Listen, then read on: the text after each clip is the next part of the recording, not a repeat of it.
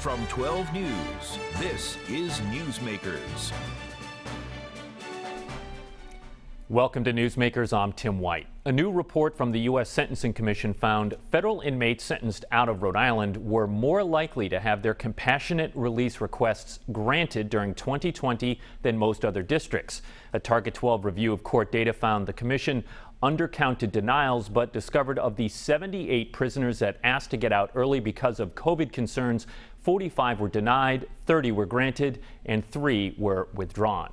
This week, I sat down with U.S. District Judge William Smith about these tough calls made during the pandemic. Looking at 2020, the U.S. Sentencing Commission found Rhode Island was only second to Oregon in the country for the most compassionate release requests granted for post-conviction sentencing. When I tell you that, does that surprise you? No, it doesn't. Why not? Well, I think we've been really aggressive and careful about addressing the compassionate release petitions that have come before us, and we've paid a lot of attention to them. I'm really proud of the way that we've handled them. So, what is it when a defendant comes before you seeking a post-conviction compassionate release? What are the different elements that you're weighing to make the decision? It's really like a complicated Venn diagram. If you think about the circles intersecting, you're looking at the crime that the defendant committed, how much time he served, how much time he has left to serve. Then you're looking at the medical condition that he's asserting. And remember, all of this really happened in the sort of the course of the pandemic, and the pandemic was on a really intense wave at the from about spring of 2020 till January, February of 2021. So you're looking at his medical condition, what ailments he's claiming that he has that puts him at higher risk of the virus, and then the third element is what's the state of the virus in the particular prison that he's in. At various points during the pandemic, if you remember, congregate living facilities were some of the highest risk places to be. Cruise ships, nursing homes, and prisons were among those. And there are various points in the pandemic when some federal prisons were literally on fire with the virus. So it's putting all those things together. Someone who's in a facility that is really having an intense wave of the virus sweeping through it, who might not have much time left to serve and might have a high degree of risk because of the conditions that he has. That's an easy one to grant. Someone who's in for a very long period of time for a crime of violence, let's say, that's much more difficult, and probably don't grant that one. But that's really the analysis that every judge has to go through with every one of those petitions. And I think we were really fortunate in that we have had extraordinary diligence and help with evaluating these petitions. Our probation office would jump into action to evaluate what kind of living arrangement the petitioner might have if he were to be released in the community, what his risk level would be. And on the medical side, we had the assistance of a physician, Dr. Hub Brennan, who took hundreds and sometimes thousands of pages of medical records and assisted us in understanding really what the degree of risk was for each of those defendants. Then we appointed counsel in just about every one of those petitions. So we had a really rigorous process. Forgive me for being dramatic here, but looking at 2020, and you're making the decisions then, which was a very different dynamic than when we are now. In 2020, when you were considering a compassionate release request, and it might have been a close call, was it ever on your mind or the mind of Chief Judge McConnell or anyone that, boy, this sentence could turn into a death sentence at the end of the day? Yes, absolutely. I mean, there were times when you would go to bed at night hoping that you didn't wake up in the morning finding out that someone who you had under consideration for compassionate release was now on a ventilator in a hospital. And that was going on all across the country. If you look at the data, about 50,000 prisoners were infected with COVID-19 during the course of the pandemic, and 250 of them died. And I'm really proud to say that as far as I know, not a single inmate from Rhode Island died of the coronavirus in prison.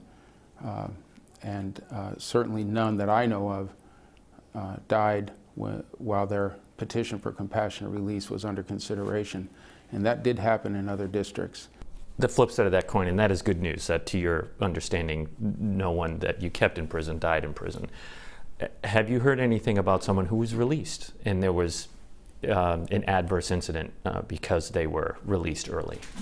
I've checked into that, and as far as I know, only one of the defendants that was released early has had a violation filed against them.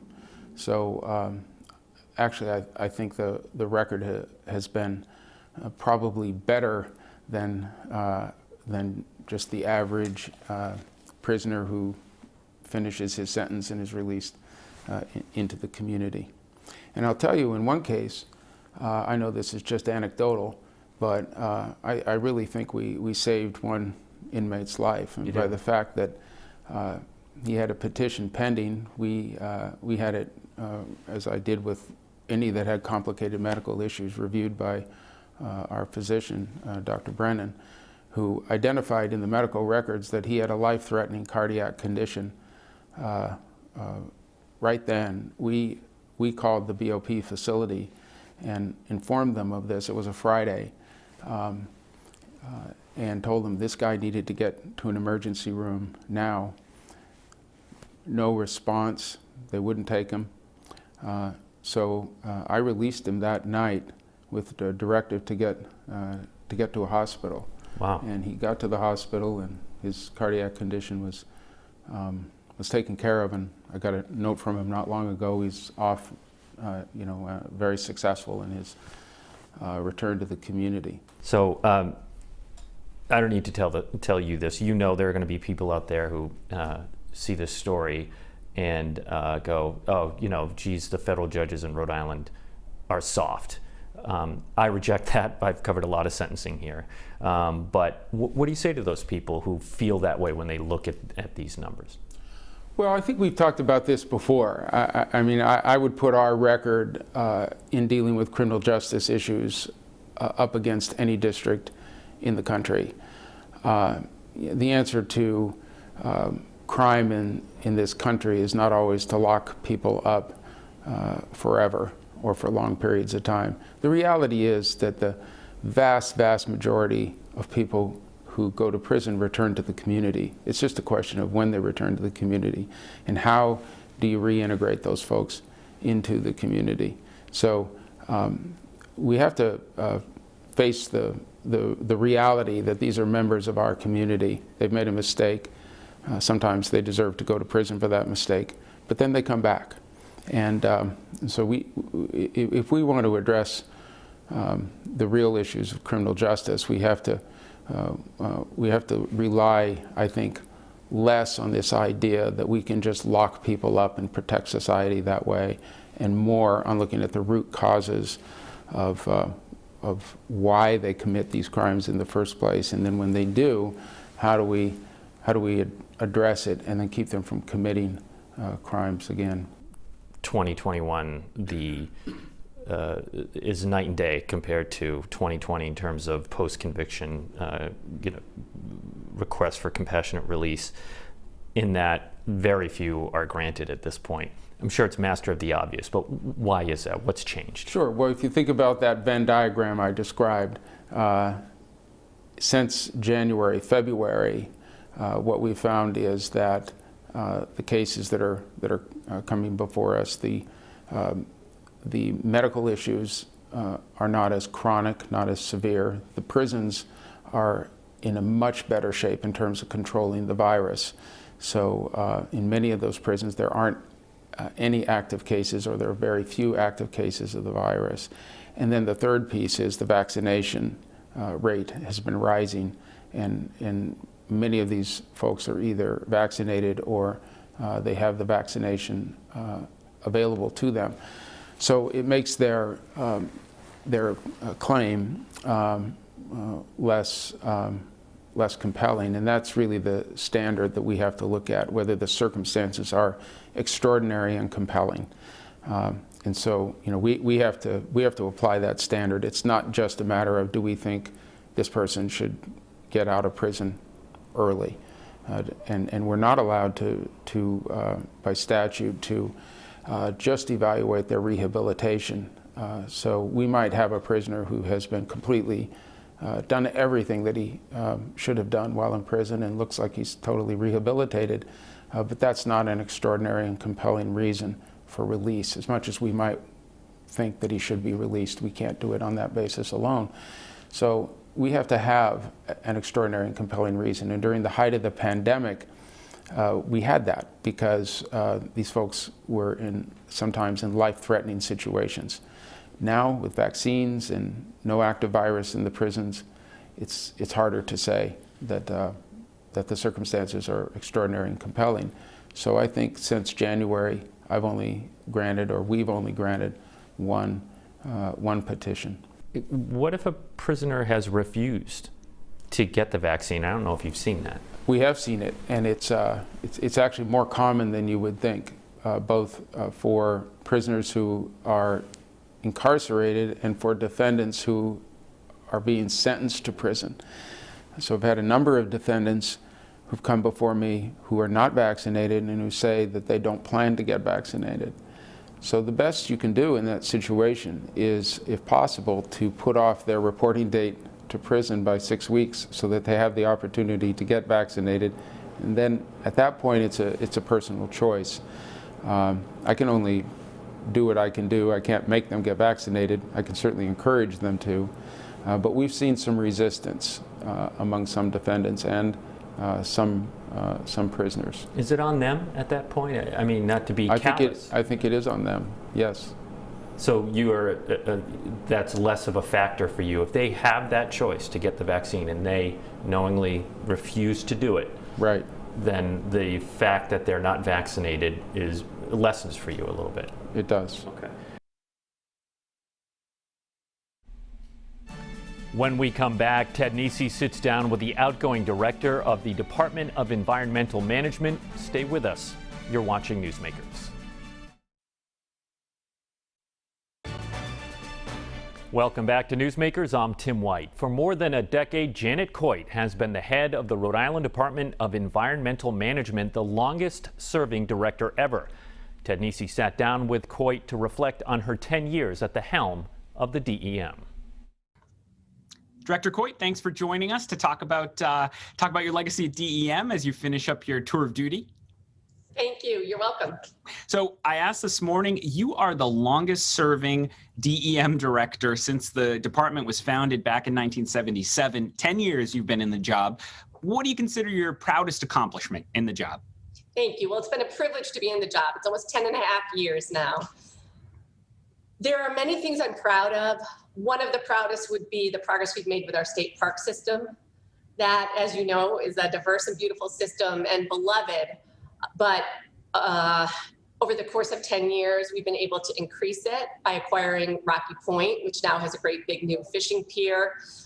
We've completed new facilities at places like Lincoln Woods, the East Matunic Beach Pavilion, at Fort Adams, where we built a brand new long fishing pier that has the state's only large ship. And we've had the Volvo Ocean Race, America's Cup. We have a new agreement with the Newport Folk and Jazz Festivals that ensures that they will continue to come. We have a parks initiative where we've increased staffing. A new bond just was approved with $33 million more for parks facilities. So, and I think we saw during COVID that people discovered or rediscovered this incredible array of parks and beaches and bike paths, and really highlighting how important those are to Rhode Island, and then working hard to increase the support, address deferred maintenance, modernize. I think that stands out as one of my proud accomplishments. So, other side of the coin, what's your biggest regret from your time in the job or biggest piece of unfinished business?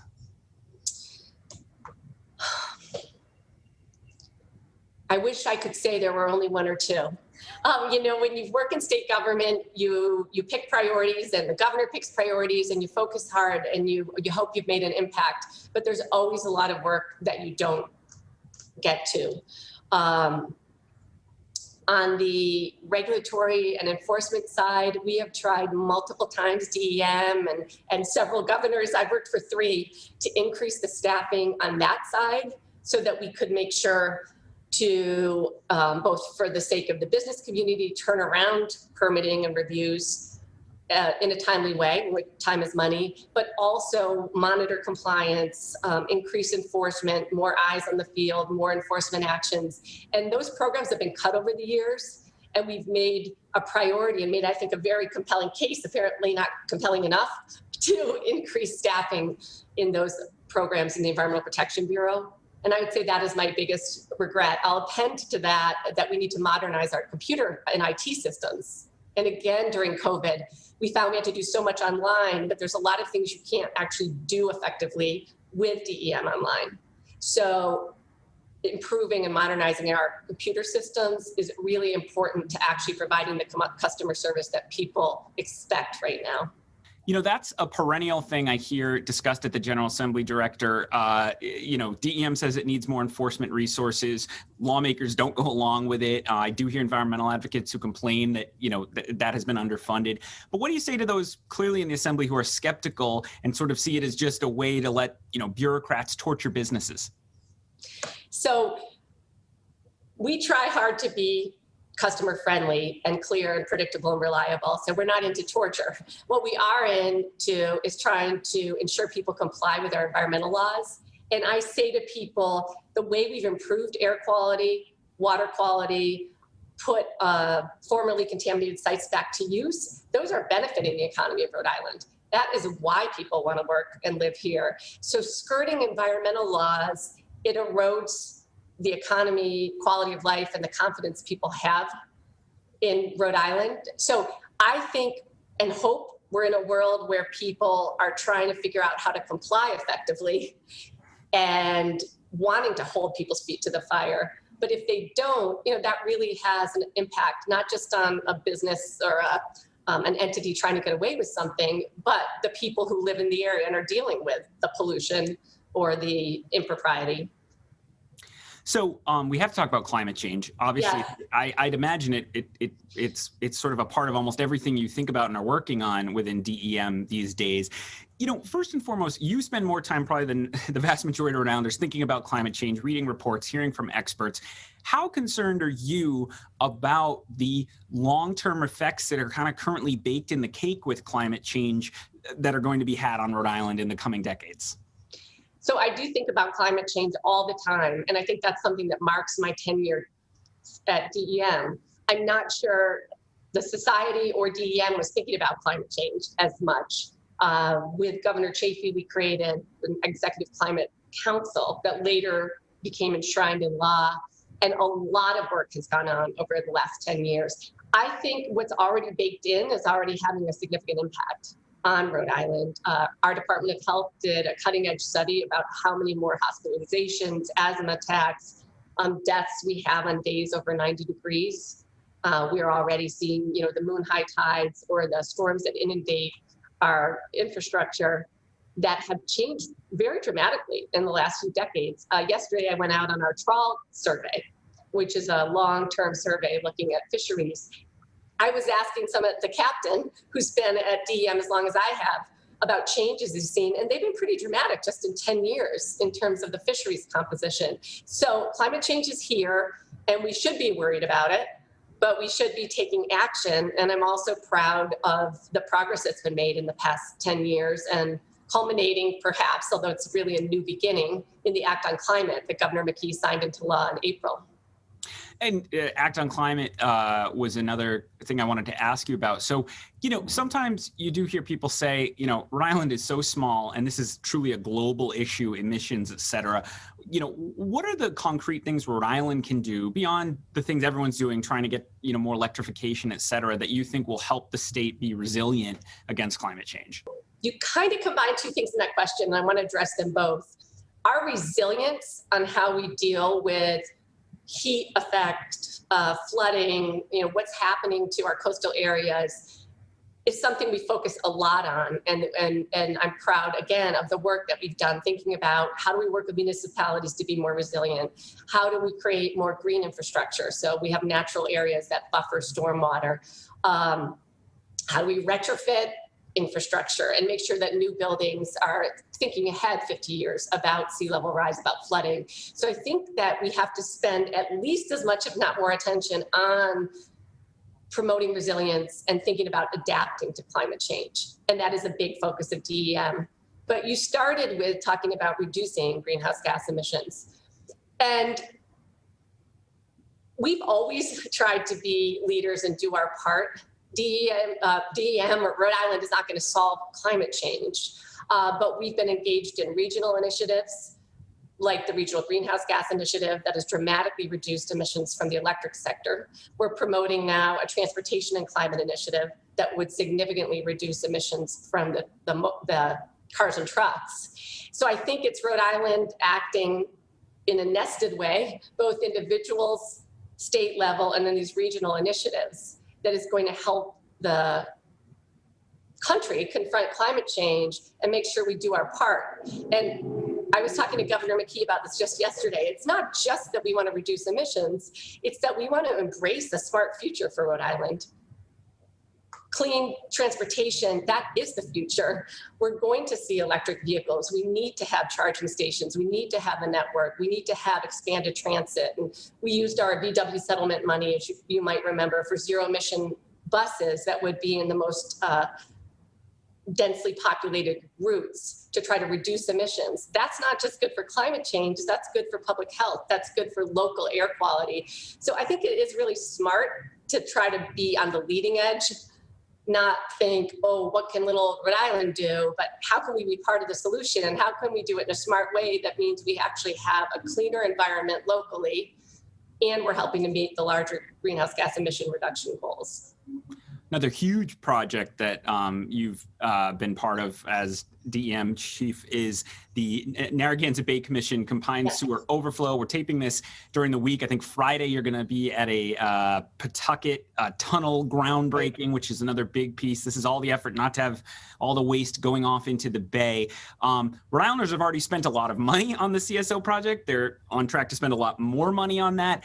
You know, what are the benefits we're seeing right now, and what's the Pawtucket piece going to do? You know, that what further effects will we get out of that? I think the big success story, way bigger than my tenure at DEM in Rhode Island in terms of the environment, is cleaning up Narragansett Bay and our urban rivers.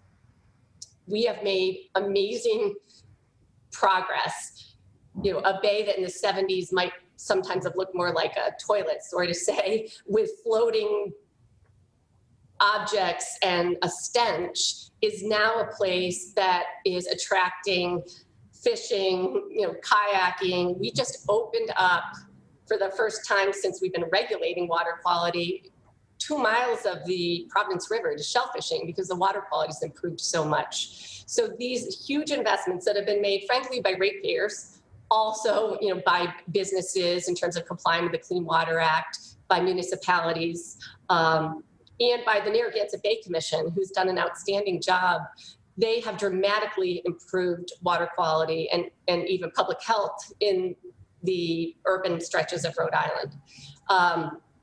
The fact that, and we also deal with, you know, fish and wildlife. You're seeing also migratory fish, other invertebrates in our rivers. Right outside my windows, the Woonasquatucket River. It's been dramatic, the water quality improvements. So those pay over time. It's not only that we're seeing, you know, quahoggers return, and that was so exciting to see hundreds of quahoggers in an area that they'd been prohibited from because of poor water quality, but also, again, having clean water makes Rhode Island a place that people want to boat in and come here as tourists, makes Rhode Island a place that is attractive to live. So I think there's both really specific benefits and then more diffuse benefits about being a place that has, you know, clean rivers and waterways.